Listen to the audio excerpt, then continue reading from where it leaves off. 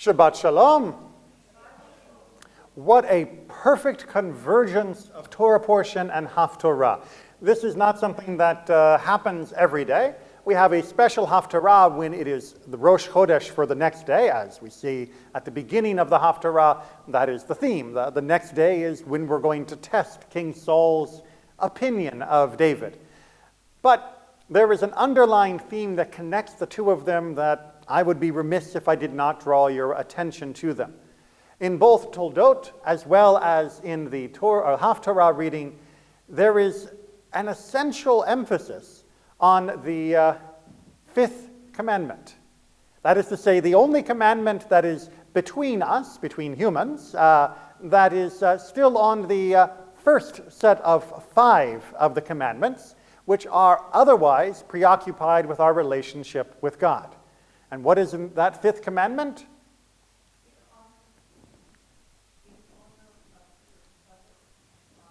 Kibud av v'em, the honoring of your father and mother. All right, that is, you can go do your cheat sheet on the wall over there. That is number 5, to honor one's parents.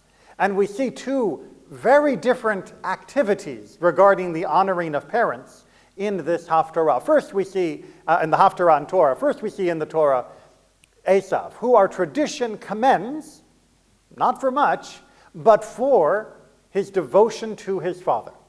That Esav may not have had many redeeming features, but his love of his father and his honoring of his father is held up as an example that the rest of us would do well to follow. Despite his impetuousness, despite, in the Midrash, his bloodthirstiness and all the other things that he went up to, he did legitimately want his father's blessing. He did legitimately want to serve and care for his father. He was even willing to go so far as to delay the murder of his brother out of respect and honor for his father. And if that is not an honoring act, I don't know what is. And yet we have the opposite. Yaakov, his brother, who honors his mother by listening to her scheme to get him there in disguise, but is in many ways dishonoring his father as he takes advantage of his father's blindness and his age in order to steal the blessing from his brother. Not exactly the best example of honoring one's parents, and one that Jacob will pay the price for.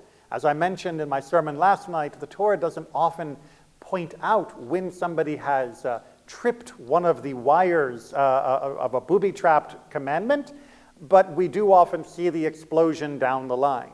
The first, of course, was when he deceived his father, and he will be deceived in next week's parasha. And then, eventually, he will also find out what happens when your children deceive you as well. When the brothers sell Joseph into slavery and come back and deceive their father again with fake clothing and the blood of a goat, with many of the same signs and symbols that he used to defraud his own father. He will know the grief of being betrayed by his children as well. But then, of course, we have in the Haftarah the example of not just the relationship between David and Jonathan, which gets the lion's share of our attention, but for this purpose, the relationship between Jonathan and Saul. Because Jonathan disobeys his father. So now we have our question. Did Jonathan do right to disobey his father? Was he violating the commandment of honoring his father? Or was he behaving appropriately given his father's behavior at that time? Well, we'll need a little information about what does Judaism actually mean by honor one's parents. And I should point out the parallel commandment to revere one's parents. They both are in the Torah. Only one of them is on the 10, but they both are equal commandments. Well, when we say honor your parents, we don't just mean like be nice. Like everything else in Judaism, there are definitions that go behind such commandments. So if we are going to honor our parents, what are some of the things that we do? Well, some of them are the most obvious. We make sure they have enough to eat. We make sure they have enough to drink. We make sure they've got clothes to wear. We make sure they've got a place to live. The basic tending to the needs of a parent is considered to honor them. I know that's a different usage of the word honor than we use in English when we think of honoring someone going above and beyond. But in Judaism, we always begin the mitzvot with the most basic and essential elements. So to honor a parent is primarily to take care of them, to be there and support them in whatever their needs might be.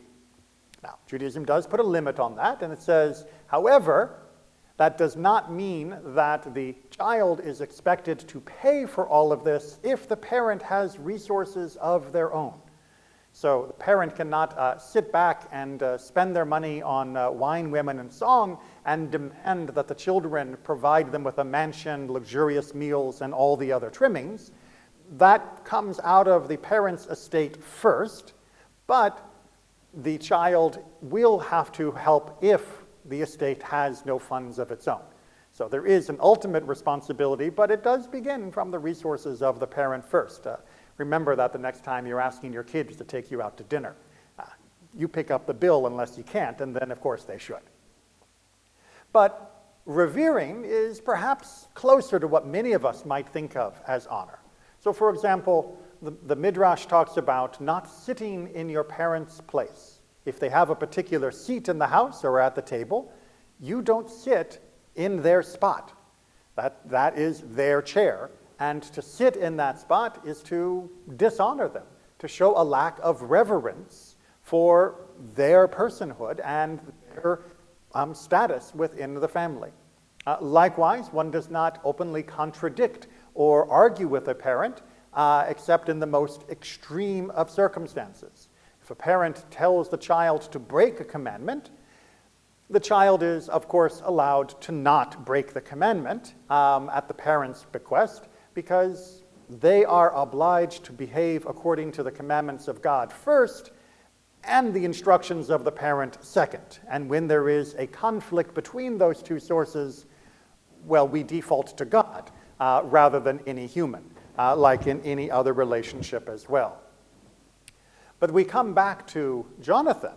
Was Jonathan right to refuse King Saul's demand to bring David there so that he could be executed for his rebelliousness?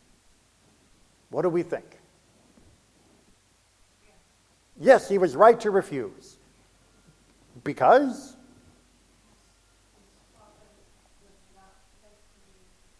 Because his father wasn't mentally well. So Saul is clearly unhinged in this particular passage in the Haftorah. Hopefully you notice as we read through that he said, "How dare you stand up for for David? If he's alive, your kingdom will never be secure." And with the very next line is throwing a spear at the guy whose kingdom he wanted to make secure. And I don't know about you, but attempted murder is not usually a good way to ensure the longevity of someone's reign. So clearly he is unbalanced at this particular point. But that means I get to push back the question and say, okay, so imagine Saul was not behaving irrationally. Imagine that as king, he rightly recognized the threat that David posed. Not only was he immensely popular with the army as well as the general population, but he was also in good with the Nevi'im, the prophets, and clearly being promoted by them, the religious establishment, if you will. If I were king, I would be rightly justified in worrying that this guy was after my throne, and therefore, as king, I am allowed to deal with usurpers the way that kings have always dealt with usurpers. So isn't it a legitimate command for Saul to say, perhaps more rationally than he exhibits in this text, David needs to die, or at the very least be exiled?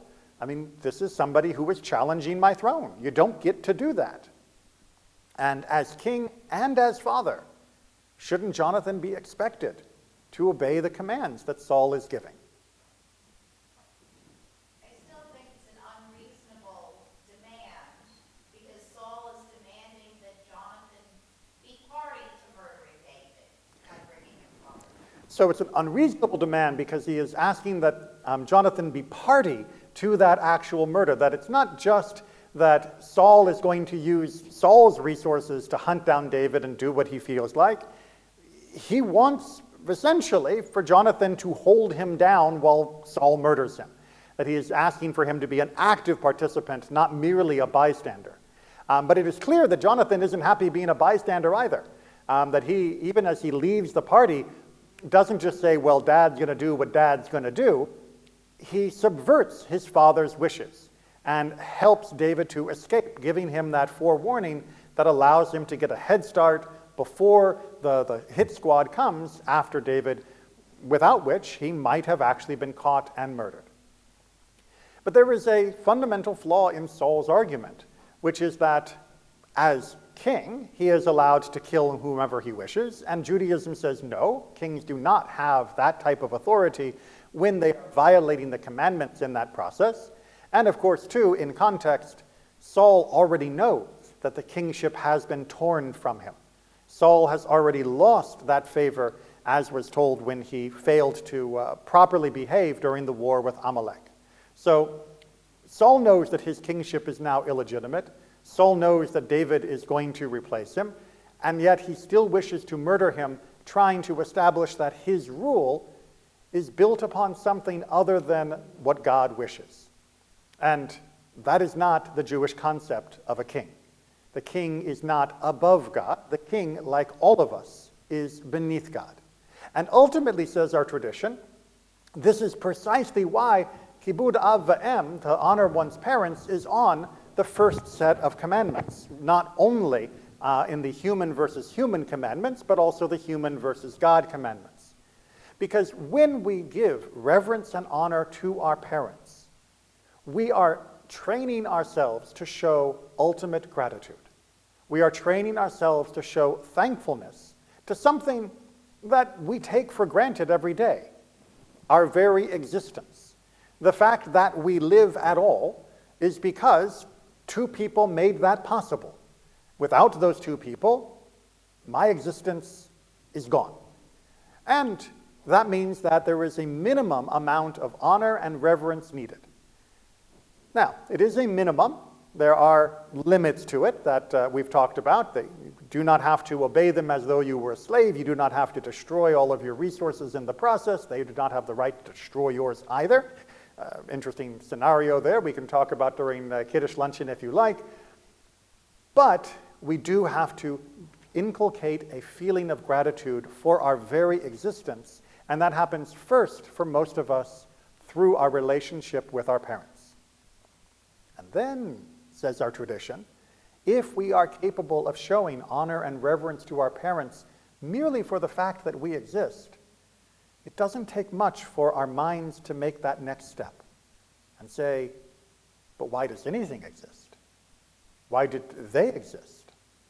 Well, it's because of the rest of that first 5 commandments. It's because of God. That through our relationship with our parents, we are meant to begin to build up a template for a relationship with God. Now, this doesn't always work perfectly, because unfortunately, many parents do not behave in a way which helps ease a child into a feeling of reverence and honor towards them. And this is especially difficult when children mature and become adults. Many parents have difficulty recognizing when a child is an adult and thus allowed to behave still with reverence and honor, but in an adult capacity rather than a child capacity. But whether we have had the experience of a good relationship with a parent or not, we can still meditate upon the pattern that our tradition is trying to explain to us. That it is meant to be a guide for our expression of gratitude to the ultimate source of all of existence.